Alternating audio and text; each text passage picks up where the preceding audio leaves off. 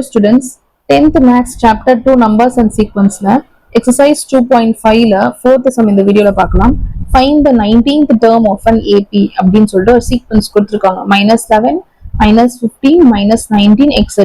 ஓகேயா, இது வந்து AP ல இருக்கு. அது வந்து 19th term என்னவா இருக்கும் அப்படின்றத கண்டுபிடிக்கணும். அதாவது T19 நம்ம வந்து கண்டுபிடிச்சு சொல்லணும். ஸோ ஃபர்ஸ்ட் Tn ஃபார்முலா என்னது? Tn is equal to A plus n minus 1 into D. இதுல நம்மளுக்கு என்னென்ன வேல்யூ தெரியணும்? A, D தெரியணும். N வந்து அவங்களே சொல்லியிருக்காங்க 19. So n is equal to 19. A என்னது first term, so -11. A is equal to -11.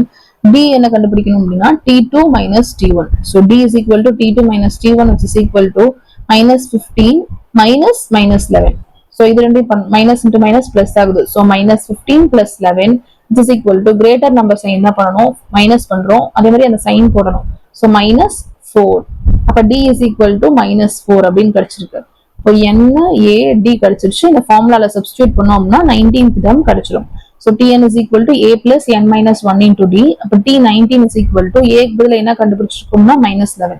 So -11 plus n க்கு பதிலா 19. So 19 minus 1 into D என்னது -4. So -4.